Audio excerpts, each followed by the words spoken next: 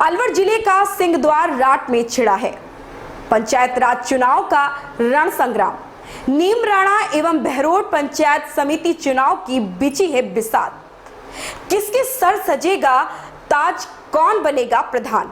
देखिए बहरोड नीमराणा पंचायत समिति का सटीक विश्लेषण हमारे खास कार्यक्रम चुनौती मंथन में। सुभाष जी, आज बात करते हैं बहरोड पंचायत समिति की सबसे हॉट सीट वार्ड संख्या 19 की। वहां पर प्रधानी के दो दावेदार, एक भाजपा की टिकट से हैं अजीत ठेकेदार, उनकी पुत्रवधू चुनाव लड़ रही हैं। एक हैं सरपंच रहे पूर्व सरपंच छत्रपाल गुप्ता, उनकी भाभी अनुराधा गुप्ता, वो चुनाव लड़ रही हैं। मामला बड़ा पेचीदगी का है। आज जैसे कि हम वहां गए तो हमने देखा कि वहां लोगों में बड़ा रोष था। लोग वहां टिकट मांग रहे थे छत्रपाल गुप्ता की भाभी के लिए, अनुराधा के लिए, लेकिन वहां टिकट मिलती है पायलट प्रत्याशी, कहते कि वो उनका क्षेत्र भी नहीं है और भाजपा उन्हें टिकट दे देती, इस वजह से वो वहां से लड़ रहे हैं। अजीत ठेकेदार, उनकी पुत्रवधू रीना। क्या लग रहा है वहां क्या मामला होने वाला है? देखिए, सच में वहाँ पर बड़ा कठिन मुकाबला है। दोनों में कड़ी टक्कर है।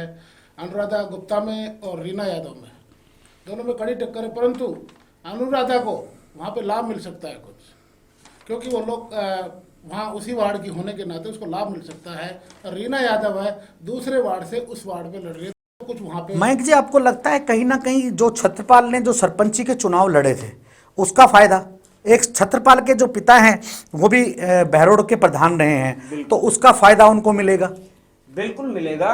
सबसे बड़ी बात क्या है, वो प्रबल दावेदार थे भाजपा से और भाजपा ने उनकी टिकट काटी है, इसलिए लोगों में एक रोष भी है और संवेदना भी है। दोनों ही चीजें हैं। संवेदना किसकी तरफ है? संवेदना अनुराधा गुप्ता की तरफ है कि ये प्रबल दावेदार थे, मेहनत की है, भाजपा की तरफ से तैयारी थी पूरी, लेकिन फिर भी टिकट कट गया, इसलिए उनकी तरफ ज्यादा जा रहा है। सुनील जी, आपसे बात करते हैं कि वहां पर राजपूत बाहुल क्षेत्र है, जैसे कि हम खोर गए, बसई गए, वहां पे एक दो ढाणियां थी, वहां भी हम लोग गए, तो हमने देखा कि वहां पर जो राजपूत जो परंपरागत वोटर रहा है बीजेपी का, वो कन्वर्ट होता दिख रहा है निर्दलीय की तरफ, जो बीजेपी से बागी होकर चुनाव लड़ रही है अनुराधा की तरफ। क्या कहना चाहेंगे सुभाष जी?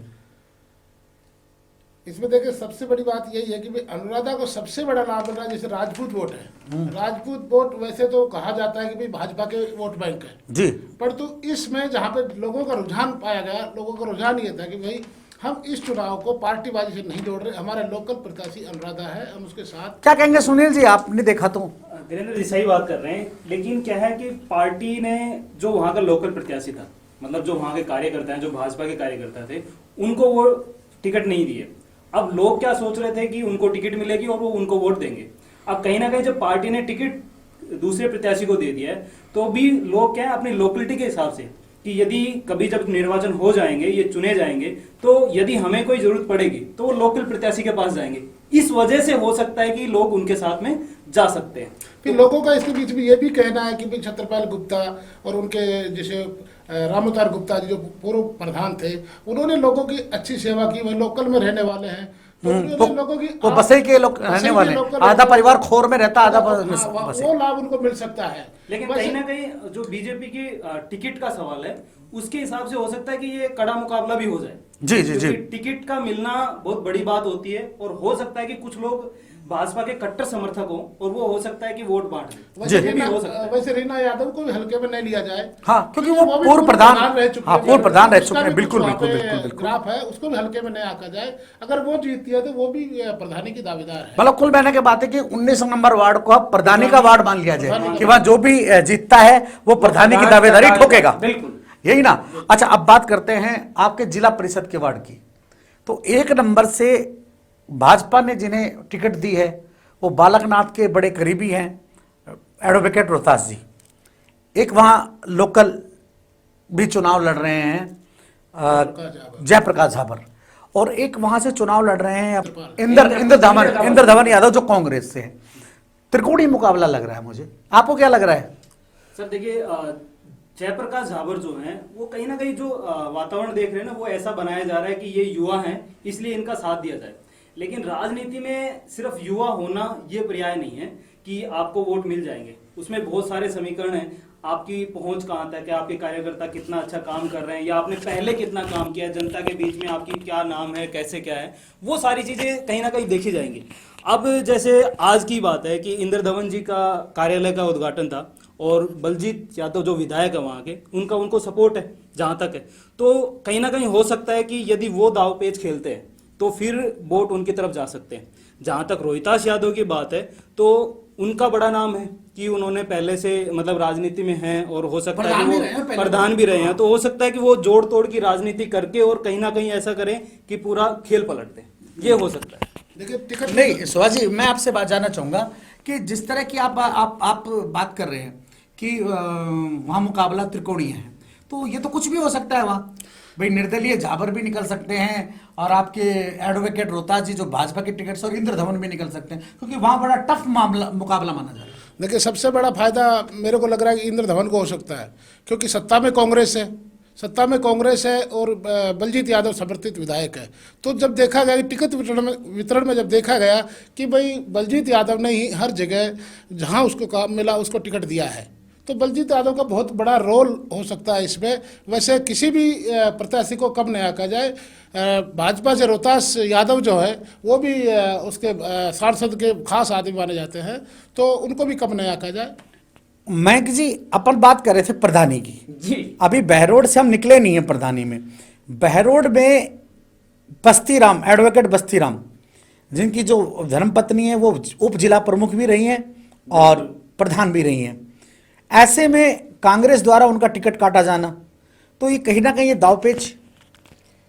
बिल्कुल दावपेच बड़ा पेचीदा हो गया उनके लिए, क्योंकि सेवा की है उन्होंने भी कांग्रेस में और कहीं ना कहीं विधायक का पूरा समर्थन। तो क्या आप मानते हो कि भाई पूर्व जो सांसद करण सिंह हैं उनके तो वो खास हैं, और आरसी यादव, तो अगर उनकी कहीं ना कहीं चलती है बोर्ड बनाने में, तो क्या वो अगर वो जीतते हैं तो क्या वो भी प्रधानी की ताल ठोकेंगे? हाँ बिल्कुल, यदि चलेगी तो, पर ऐसा लगता नहीं है कि चलेगी। क्यों? मुश्किल है, क्योंकि जहां टिकट वितरण में ही विधायक ने पूरा अपना वो दिखाया है दमखम, तो इस समय भी यही होगा। तो कांग्रेस से और कौन दावेदार हो सकते हैं सुभाष जी? जैसे कांग्रेस से वहाँ पे वार्ड नंबर 10 से जो प्रधानी के प्रबल दावेदार है, जो माना जा रहा है कि बहरोड में सबसे प्रबल दावेदार है, वार्ड नंबर 10 भी हॉट सीट है। जैसे 19 जैसे हॉट सीट है, वैसे ही वार्ड नंबर 10 भी बड़ा हॉट सीट है। वहाँ पे माना जा रहा है कि बस्तीराम यादव की धर्मपत्नी सरोज यादव, जो चुनाव मैदान में पहले प्रधान भी रह चुकी है, उप जिला प्रमुख भी रह चुकी है, पर लेकिन उसको सबसे बड़ा नुकसान यह होने जा रहा है कि कांग्रेस से उसको टिकट नहीं मिला। जो 15-20% वो बैंक वोट होते हैं अदर कास्ट के, तो वो बैंक उससे खिसकता नजर आ रहा है। अच्छा, एक बात जानना चाहूंगा मयंक भाई आपसे, चूंकि आप बहरोड के हैं, राजू सेठ जिनकी पत्नी गीता देवी 2 बार उप प्रधान रही हैं और वो फिर उन्होंने ताल ठोकी है, और जैनपुर बात से शायद वो वहाँ के लोकल बासिंदे हैं, वो फिर चुनाव लड़ रहे हैं, और माना जाता है कि पूर्व सांसद और श्रम मंत्री डॉक्टर जसवंत के करीबी हैं। क्या कहना चाहेंगे उसके बारे में? बिल्कुल, मैं आपको बता दूं धीर जी, सबसे बड़ी चीज़ है कि वो उनकी पकड़ उस क्षेत्र में बहुत अच्छी है और वो जो सीट है वो अपने दमखम पे वो निकाल लेंगे कैसे भी करके। तो अपन कांग्रेस से किसको माने कि वहाँ प्रधान का दावेदार कांग्रेस की तरफ से कौन? सुभाष जी आप बताएं। कांग्रेस का सबसे प्रबल दावेदार कांग्रेस का 2-3 लोग हैं, 2-3 वार्डों से जो चुनाव लड़ रहे हैं वो 2-3 हैं। सबसे बड़ा प्रथम दावेदार है विनीता शर्मा। ये कहाँ से? वार्ड नंबर 10 से, क्योंकि उसको पूरी तरह विधायक का पूरी तरह समर्थित है, पूरी तरह उसका बाएं हाथ बोला जाता है लीलाधर शर्मा को। वैसे अगर वो किसी कारण से चुनाव हार जाते हैं, लेकिन ऐसी संभावना वार्ड में नहीं दिखाई दे रही है कि वो ऐसा हो, बदला हो। लेकिन बहरोड में एक बात देखी गई है कि वहां पर कांग्रेस तो आसे पर आ गई और वहां के जो विधायक हैं वो ही कांग्रेस बन गए, मूल कांग्रेस भी वही है और वर्तमान कांग्रेस भी वही है। क्या कहेंगे आप? 100% ये कि कहीं पे भी किसी भी कांग्रेसी जो वरिष्ठ नेता है, जो अपने आप को वरिष्ठ नेता कहते हैं, किसी भी नेता की वहां पे नहीं चली। केवल विधायक ने जहां पे जिसको टिकट देना चाहा उसकी टिकट उसी। नगर पालिका चुनाव में भी जो विधायक निर्वाचित हुए वो भी विधायक के हुए, तो वहां पर ऐसा लगा नहीं कि वहां पे पूर्व सांसद करण सिंह जी की चली हो, या फिर वहां पर बस्तीराम की चली हो, या यूं कहे कि जो आरसी यादव हैं जो 2nd नंबर पर रहे थे चुनाव में, उनकी चली हो। क्या कहेंगे आप? बिल्कुल सही बात है। नगर पालिका चुनाव में हमने देखा पार्षद की जो भी टिकटें थी वो इन्होंने ही फाइनल की थी और बोर्ड भी बना दिया था। तो बिल्कुल अब भी यही होने वाला है। तो आप ये माने कि नीम राणा और बहरोड पंचायत समिति में विधायक बलजीत यादव का पूरा दखल रहेगा। पूरी तरह इनका दखल रहेगा। सबसे बड़ी ज़्यादा मतदाताओं में सबसे बड़ा ये बात चल रहा है कि भाई जैसे नगर पालिका के पहले कुछ दिनों पहले चुनाव हुए, उसमें ये लग रहा था कि भाई भाजपा भारी बहुमत से जीतेगी, लेकिन जब उथल पुथल हुआ तो पूरी तरह सारी समीकरण बदले हुए नजर आए विधायक के साथ। हमारी चर्चा का जो विषय है आज नीमराणा और बहरोड में कौन बनेगा प्रधान। सुनील दत्त जी, नीमराणा का क्या मिजाज रहेगा प्रधानी में? जैसे अभी वार्ड संख्या 9 की बात करें तो वहां दोनों ही दावेदार हैं जी। वार्ड संख्या 9 से सुंदरपाल यादव जी और उनकी पत्नी भी किरण देवी, तो वो प्रबल दावेदार हो सकती है क्योंकि उनको भाजपा से टिकट मिल गया है। वो वार्ड नंबर 2 से जिला परिषद के चुनाव लड़ना चाह रहे थे, लेकिन हाँ सुंदरपाल जी, उनके पति, लेकिन उनका टिकट काट के उनकी पत्नी को पंचायत समिति सदस्य में टिकट मिली है। डाइवर्ट हुआ है टिकट डाइवर्ट हुआ है, टिकट प्रधानी। हाँ, तो पंचायत समिति में यदि उनको विजय होते हैं वो, तो कहीं ना कहीं वो प्रधानी का दावा कर सकते हैं कि वो प्रधान बने। जो पूर्व प्रधान जो है अपने बलवान जी, उनकी पत्नी 15 नंबर से संतोष देवी चुनाव लड़ रही हैं। बड़े कांटे का मुकाबला है वहां भी, और कांटे का मुकाबला ही यहाँ पर भी है भाई। यहाँ पर बाबूलाल की मिसेज हैं, तो बाबूलाल जी भी पूर्व सरपंच हैं और उनकी मिसेज कमलेश देवी भी पूर्व सरपंच रही हैं। वो तो कांग्रेस से बाबूलाल एक ही गांव से, चूंकि वह नीमराणा भी है, नीमराणा भी वहां पड़ता है, तो ऐसे में क्या लग रहा है आपको कि वहां मुकाबला कैसा होगा? मुकाबला तो टक्कर का है देखो, लेकिन टक्कर का इसलिए भी है कि जो दोनों एक ही गांव से, अब कहीं ना कहीं गांव के वोट तो बढ़ी गए हैं। अब नीमराणा पे डिपेंड करता है कि नीमराणा किसके साथ है। बड़ी बात नीमराणा है वो दावेदार होगा प्रधानी का भी, चाहे वो बाबूलाल के साथ चाहे। लेकिन नीमराणा से भी तो 2 प्रत्याशी 3 प्रत्याशी खड़े हुए हैं, जैसे करमपाल चौहान है जी, करमपाल जो भाजपा के बागी है जी जी, तो राजपूत वोट उनकी तरफ जाएंगे, तो भाजपा के लिए तो दिक्कत खड़ी हो सकती है। जी, जरूर खड़ी हो सकती है। लेकिन देखिए अभी थोड़ा टाइम बचा हुआ है चुनाव में, लेकिन कौन प्रत्याशी ज्यादा मेहनत करता है, किसके कार्यकर्ता कितने वोट खींच के लेके आते हैं, इस पे बहुत डिपेंड करेगा। अभी हम डायरेक्ट नहीं कह सकते, लेकिन कहीं ना कहीं जो हम देख रहे हैं कि अभी तक क्या सिचुएशन है, अभी तक क्या स्थिति है, मतदाता क्या चाह रहे हैं, उस हिसाब से जो लग रहा है वो बात ये है कि कहीं ना कहीं भाजपा के ये दावेदार हो सकते हैं प्रधानी के। सुभाष जी, बलबीर छिल्लर जो कि खुद तो 49 नंबर से जिला परिषद का चुनाव लड़ रहे हैं कांग्रेस की टिकट पर, लेकिन उनकी श्रीमती जो जिला पार्षद भी रही हैं, वो कोलिला से चुनाव लड़ रही हैं कांग्रेस की सीट पर। अगर वो जीतती हैं तो वो भी प्रबल दावेदार होंगी प्रधानी की। क्योंकि बलबीर छिल्लर के बारे में पूरा अच्छी तरह सुना जा रहा है कि बलबीर छिल्लर सामाजिक कार्यों में बहुत ज़्यादा वो रुचि रखते हैं। लोगों का रुझान भी है, नेताओं से भी जुड़े हुए हैं, कांग्रेस के भी नेता हैं। तो फूलबाग के करीब माने जाते हैं। उनको ये लाभ मिल सकता है, उनको इस चीज़ का लाभ मिल सकता है कि फूलबाग से वहाँ अगर जीतते हैं तो वो भी इस दौड़ में है, प्रधानी की दौड़ में। मयंक जी, कांग्रेस ने नीमराणा पंचायत समिति में सिर्फ 7 सीटें दी हैं। आपको लगता है उससे कहीं ना कहीं जिला परिषद भी प्रभावित होंगी और प्रधानी के चुनाव भी प्रभावित होंगे? जी बिल्कुल सही कह रहे हैं आप, प्रभावित होनी ही है क्योंकि 7 ही सीटें हैं। और जहां बात आती है दोनों तरफ चुनाव के समय वोटिंग की, तो उस समय बोला जाता है कि हाथ के निशान पे वोट डाल दो, तो 7 ही है। और उधर तो जिला पार्षद के चुनाव में भी इफेक्टेड करेंगे और प्रधानी के चुनाव में भी। हाँ, दोनों में। लेकिन प्रधानी का चुनाव तो बड़ा, जैसे आप देखो वार्ड नंबर 12 नंबर से कांग्रेस ने जो टिकट दी है वो यादव समाज का एक बड़ा तबका वहां है, उसको दरकिनार करते हुए एक विप्र कैंडिडेट को वहां टिकट दिया, संदीप को, उनकी मिसेज को। और वहां पर एक सबसे बड़ा खेला क्या हुआ है, अजीत सरपंच जो 2 दिन पहले कांग्रेस की टिकट मांग रहे थे, एकाएक उनको लाया जाता है, उनको भाजपा ज्वाइन करवाई जाती है और उन्हें कहा जाता है कि आप बीजेपी की टिकट लें और चुनाव लड़ें। क्या कहना चाहेंगे? बिल्कुल ये सही कह रहे हैं आप। ये जो संदीप शर्मा की जहाँ बात आ रही है, कहीं ना कहीं जब अपन निकलते हैं, देखते हैं, सुनते हैं, तो ये नुकसान वाली सीट है, उसके लिए मुश्किल रहेगा। कांग्रेस के लिए नुकसान बिल्कुल, मतलब कांग्रेस का पलड़ा वहां पर थोड़ा सा कमजोर दिखाई देता है। नहीं, जैसे संदीप शर्मा की बात तो करते हैं तो वहाँ पे पहले शुरुआत में ऐसा लग रहा था कि भाई संदीप शर्मा बिल्कुल जीत रहे हैं, लोगों का रुझान है कि भाई जीत रहे हैं।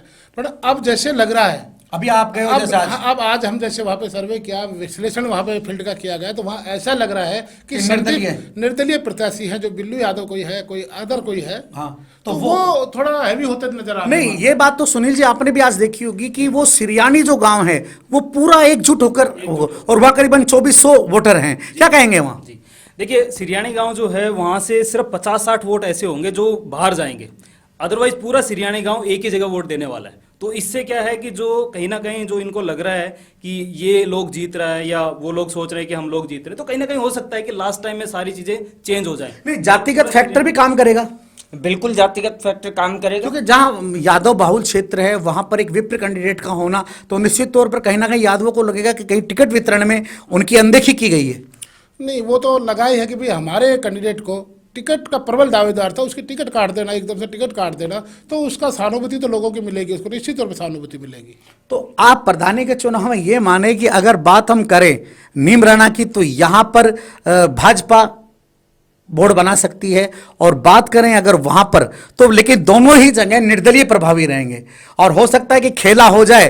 तो अब देखना यह कि विधायक बलजीत की चलती है या मंजीत की, क्या कहेंगे आप? देखिए, पूरी तरह लग रहा है कि मंजीत यादव तो पूरी तरह यहाँ पे फेलियर है। मैं तो यही कहूँगा, मंजीत चौधरी जो है पूरी तरह यहाँ पे फेलियर, क्योंकि उसने टिकट वितरण में बहुत सारे सुनने में आ रहा है। नहीं, बिल्कुल, जैसे शाजापुर में भी देखा मैंने, बलजीत ने 2 टिकट दिए, संदीप वाली टिकट है जो, ये भी बलजीत की दी हुई, और हमारे शाजापुर में जो कांग्रेसी टिकट है वो भी। हमारे शाजापुर में मीना समाज कांग्रेस का एक बड़ा वोटर माना जाता है, लेकिन वहां पर टिकट कटी मीना समाज की और राव साहब को टिकट दी गई है। तो निश्चित तौर पर आपको क्या लगता है कि ऐसा? नहीं, मीणा समाज हमेशा से कांग्रेस का रहा है, लेकिन जब मीणा समाज की जो टिकट है वो कट गई, कटने के बाद मीणा समाज रोष में है कि क्यों नहीं इनको सबक सिखाया जाए, क्यों नहीं हम दूसरी तरफ अपना वोट दें, कोई किसी के वो नहीं है होता। क्यों सुनील जी, आप क्या कहेंगे इस बारे में? जरूर जरूर धीरेन्द्र जी, क्योंकि टिकट मांगी गई थी लेकिन टिकट नहीं मिली है।